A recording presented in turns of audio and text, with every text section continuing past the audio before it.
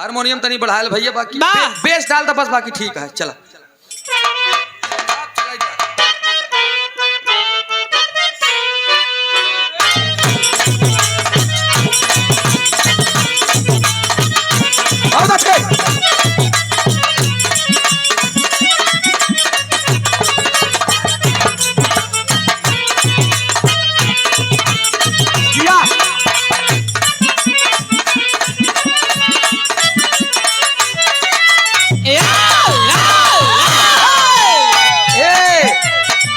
समय की है कौना समय के भगवान श्री भोलेनाथ गांजा भांग पिए एकदम मस्त, एकदम मस्त। अच्छा एक बात जान ले, जेकरे नशा चढ़ गया था ना ओकरा मनई दूठ दिखाई लागत है। नशा में धूर्त एकदम आए के कैलाश पर्वत पे माई पार्वती के देख के हेलो तुम्हारा ध्यान किधर है? असली हीरो इधर है। तनी धीरे में माई पार्वती के बौरा हुए, तू तो दुनिया के मालिक दीनानाथ कह जा। कितना बड़ा दानी कहाया कि जवन चीज दान में पाया वो दाने में दे दे। आज हमार तोहार जिंदगी के सबसे बड़ा फैसला हुई। अरे माई पार्वती जब ही बात सुनन भगवान श्री भोलेनाथ एक बात जान लिया, नारी के आगे नारायण को झुकना पड़ा।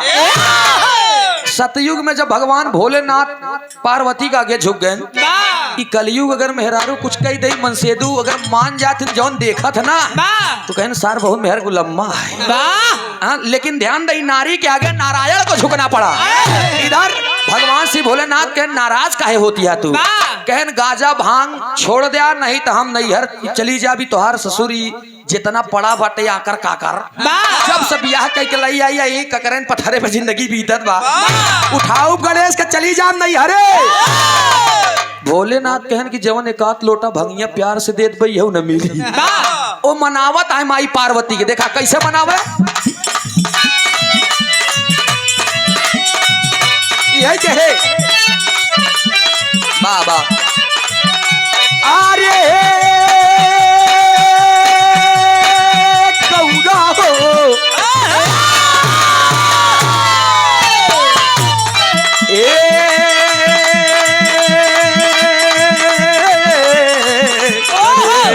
मम्मी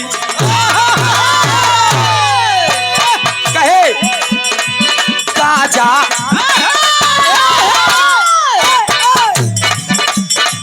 गाजा न पियब गौरा भंगियो ना छुअब। भैया इसको थोड़ा हंसी वाला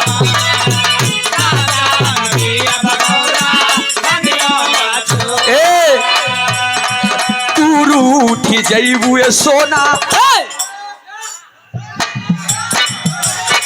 क्या बात है, अगर मुस्कुरात रहबू तो मंच के साथे साथ ही सब के चेहरा एकदम खिला रही जान ले। कहे गाजा न पियब गौरा भंगियो ना छुअब।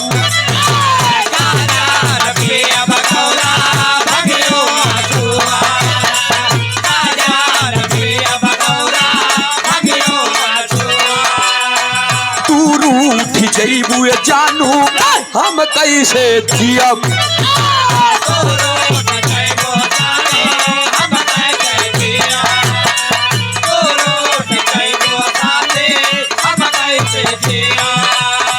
गाजा न पियब गौरा भंगियो ना छुअब।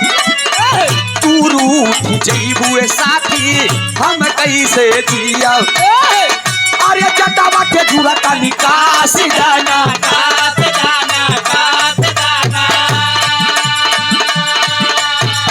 अरे जटावा के जुड़ा का निकास जाना। भोलेनाथ कहे असम भभूति सब खासी दाना गौरा हो हासी दाना असम भभूति सब खासी